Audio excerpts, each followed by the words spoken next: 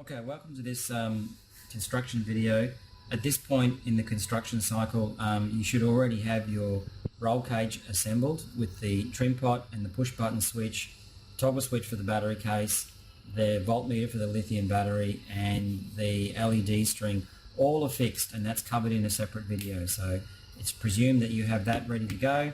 The sensor bumper is already provided assembled, so that needs to be ready to go, and you will have either the tank chassis or the two-wheel drive chassis or the four-wheel drive chassis.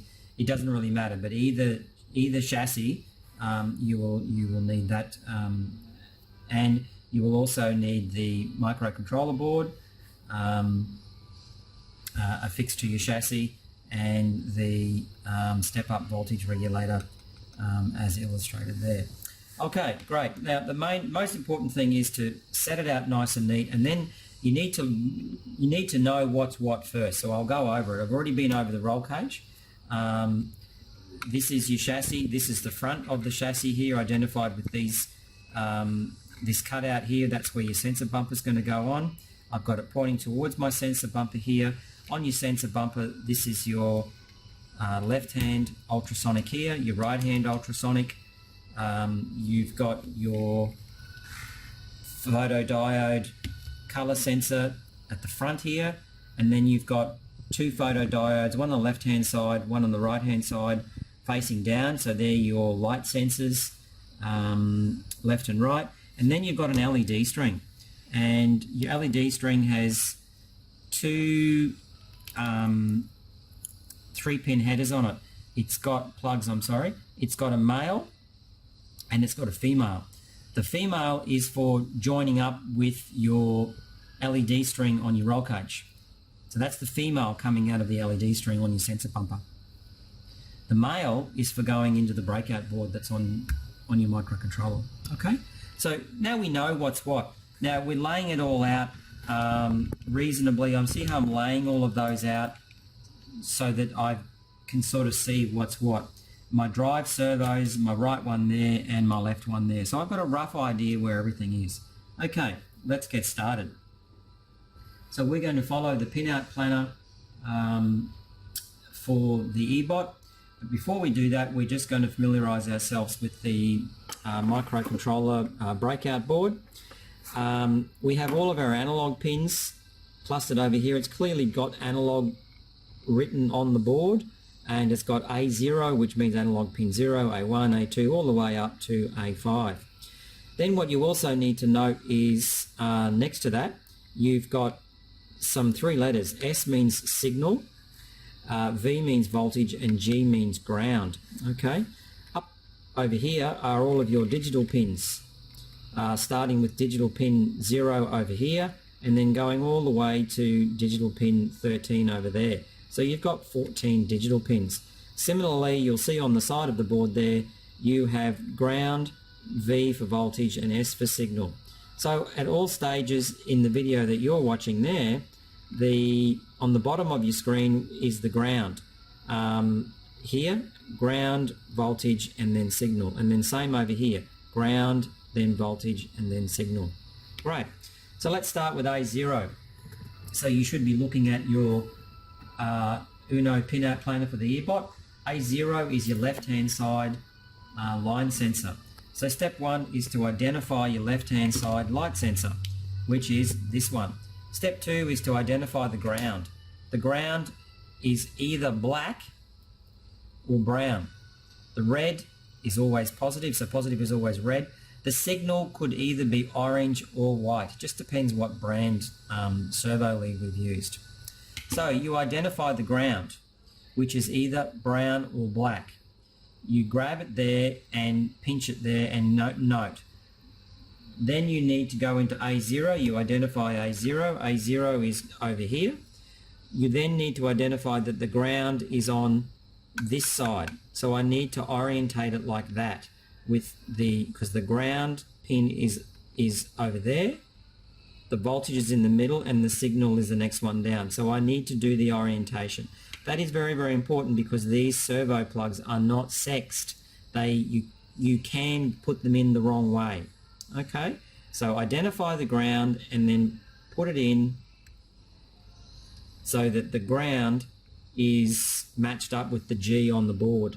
Okay, now the second general point to make is when you do that, you just need to keep the cords out of the way of the free pins that you are yet to install. Okay, so we're going to do that now. So let's go to A1, and that's the trim pot. So we've got the trim pot over here. We grab the ground. The ground from the trim pot is black. I grab that and I put that into A1, which is right next to A0, obviously. And I'm making sure. Now I'm moving that out of the way. Now A2 is only used for the four-wheel drive, left-hand drive servo. So we have tanks, so we're going to skip A2. A3 is your input of your LEDs, and your input of your LEDs is this little guy here. We identify the ground. In this case, the ground is brown. As I said, ground could be black or brown. In this case, it's brown. So we don't put that in A2. We've got to skip A2 and we put that in A3. There we go. And we leave that. See how I'm moving all the wires out of the way. Now we're up to A4. Now A4 is your right-hand photodiode or right-hand side color sensor, light sensor, all the same thing. Identify the ground, in this case it's black, and then that needs to go into A4, which is right next to my A3. I push that in nicely, double check that I haven't got it in wrongly, and then move the wires neatly out of the way. Now I've got analog pin 5, and that is my front color sensor. So I identify my front color sensor, which is this one here. I identify the ground, which in this case is black. I grab that and I put that on the right side and push that one in. So they're all of my sensors that are going into my analog pins. Now I'm going to do my digital pins. Digital D2 on the planner says right hand side ultrasonic. So you identify the right hand ultrasonic, which is this one here. You grab it, you then identify the ground, which in this case is brown. It could be black or brown, in this case it's brown. I then identify the ground on the pin, and the ground is always on this row along that side there, and I put it into D2. First is D0, D1 and D2. It's clearly marked on the PCB on the circuit board there. If you can't read it in this video, don't worry, it's clearly written on the board. I push it in, and then once again I'm gently moving these out of the way, so just like if you're doing an operation or something, you're keeping the area that you need to access nice and clear, nice and tidy. Okay, D3 is my left-hand ultrasonic, so I identify my left-hand ultrasonic, identify the ground, which is brown in this case, or it could be black, and I pop that into D3, which is right next to D2. And then I move that out of the way. Alright, so now we want to do pin digital 5, and that's my left hand side drive servo. So I identify my left hand side drive servo, which is this one here, because I laid them out neatly in the beginning. Identify my ground, and then that has to go into D5. And D5, oh okay, no sorry, we're up to D4. D4 is my right hand side drive servo, which is this one here. That goes into D4. Now I'm ready to do my left hand drive servo, which is D5, and that goes next to it. Moving them off to the side.